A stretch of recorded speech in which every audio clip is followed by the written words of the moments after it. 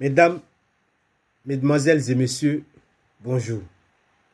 Bonne fête à tous les chrétiens, bonne fête de la Toussaint à tous les chrétiens. Hier, nous avons terminé la police judiciaire, le chapitre sur la police judiciaire. Ce matin, nous allons commencer le chapitre sur le ministère public. Qu'est-ce que le ministère public? L'article 42 du Code de procédure pénale définit le ministère public comme le corps des magistrats chargé de représenter la société, c'est-à-dire le peuple de Côte d'Ivoire, d'exercer l'action publique au nom de ce peuple et de demander l'application de la loi devant les tribunaux et les cours. Le ministère public comprend le parquet d'instance qui est représenté par le procureur de la République, le parquet général qui est représenté par le procureur général, les procureurs généraux près les cours d'appel, la cour de cassation, le Conseil d'État et la Cour des comptes. Quel est le rôle du ministère public devant les juridictions pénales de jugement? Devant le juge de jugement en matière pénale. L'article 43 déclare que les juges du jugement, devant les juges de jugement, les magistrats du ministère public peuvent être représentés par un ou plusieurs personnes. C'est-à-dire qu'il peut être une personne ou plusieurs personnes, c'est le ministère public. Et ils assistent aux audiences, c'est-à-dire qu'ils participent et demandent aux juges de condamner ou de ne pas condamner. Ils sont présents au moment où le juge rend ses décisions et ils assurent l'application des décisions de justice. Qu'est-ce qui fait la différence entre les magistrats du ministère public et les autres magistrats, c'est-à-dire les magistrats du siège? Ça, c'est la doctrine qui nous donne la différence, qui nous donne les éléments permettant de faire la différence entre les magistrats du ministère public et les magistrats du siège, c'est-à-dire les autres. Et la doctrine parle de l'indivisibilité, de la subordination hiérarchique, de l'indépendance vis-à-vis des juridictions, de l'irrécusabilité et de l'irresponsabilité du ministère public. C'est quoi l'indivisibilité du ministère public? Il faut savoir que les magistrats du ministère public ne sont pas pris de façon individuelle, mais c'est la fonction qui est prise en compte. Donc, un magistrat ou 10 magistrats du ministère public constituent le ministère public. Si un magistrat se trouve à l'audience, c'est le ministère public. Si 10 magistrats se trouvent à l'audience, c'est le ministère public. En réalité, le ministère public est 1 égale à 10 et 10 égale à 1. C'est-à-dire que tous pour 1, 1 pour tous. Donc, si vous prenez une personne, que vous prenez une personne ou 10 personnes, c'est le ministère public. Donc, c'est la fonction et peu importe le nombre qu'ils sont, c'est le ministère public qui est là.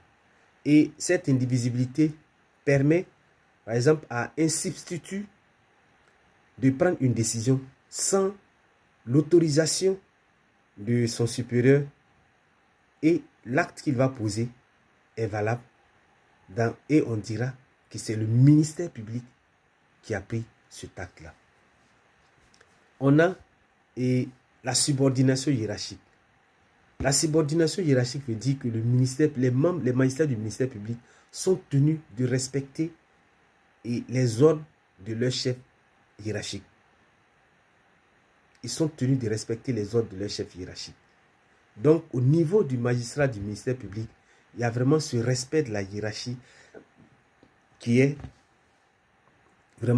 existe. Donc, le magistrat du ministère public va respecter les ordres de son supérieur hiérarchique. De sorte que, mais il y a des limites à ce respect-là. Et l'une des limites est que, si par exemple, le supérieur hiérarchique donne un ordre, que cet ordre n'a pas été exécuté, ce n'est pas exécuté. Un exemple, le procureur général instruit le procureur de la République de poursuivre une personne. Le procureur de la République refuse de poursuivre la personne ne sera pas poursuivie et le juge ne sera pas saisi, donc il ne pourra pas juger.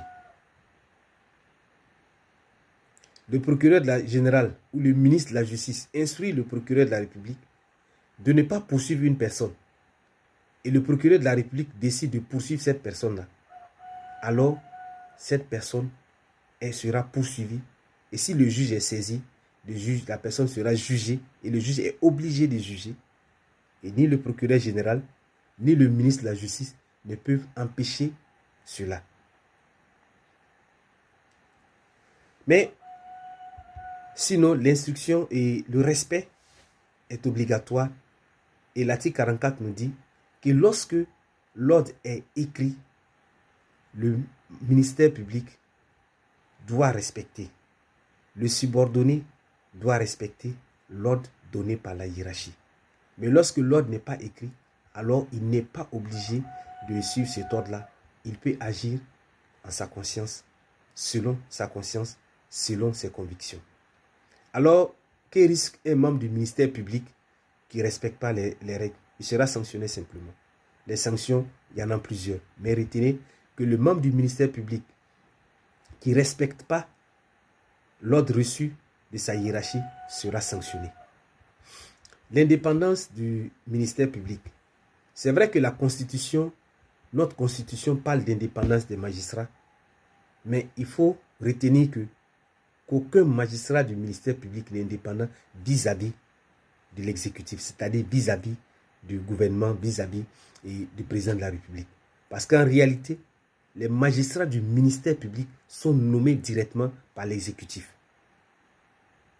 Donc, ils ne sont pas indépendants vis-à-vis de l'exécutif. Ils sont simplement indépendants vis-à-vis des juridictions auxquelles ils sont rattachés.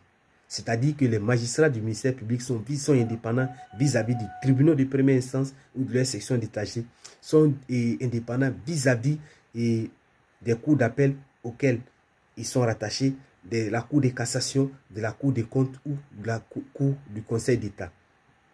Ça veut dire que ces juridictions-là ne peuvent pas donner des ordres au ministère public. Il ne peut pas refuser, par exemple, au ministère public de prendre la parole au cours d'une audience ou de poser un acte au cours d'une audience. Ce n'est pas possible. Mais aussi, le ministère public, même s'il demande la condamnation de la personne, le juge n'est pas tenu de suivre les ordres du ministère public. Si le ministère public demande de ne pas condamner une personne, le juge n'est pas obligé de suivre les ordres du ministère, les demandes du ministère public. Donc, l'indépendance du ministère public, ce n'est pas vis-à-vis de l'exécutif, mais c'est vis-à-vis des juridictions auxquelles ils sont rattachés. Il faut qu'on le comprenne pour ne pas dire, parce que certains disent oui, le procureur de la République, le procureur de la République, il fait ce qu'on lui demande de faire. Et c'est la loi qui le permet.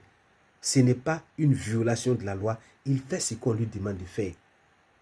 S'il estime qu'il doit poursuivre, il poursuivra. S'il a reçu ordre de poursuivre, il va poursuivre. Parce qu'il n'est pas indépendant vis-à-vis de l'exécutif, mais il est indépendant vis-à-vis des juridictions auxquelles il est rattaché. Donc, il faut qu'on comprenne ça pour ne pas penser que c'est parce que tel ou tel parti ou non. Ce n'est pas parce que tel ou tel président ou tel régime est là que c'est comme ça. Non. Peu importe le régime qui sera là, c'est ce que prévoit la loi. Et le magistrat du ministère public n'est pas indépendant vis-à-vis de l'exécutif, mais il est indépendant vis-à-vis des juridictions.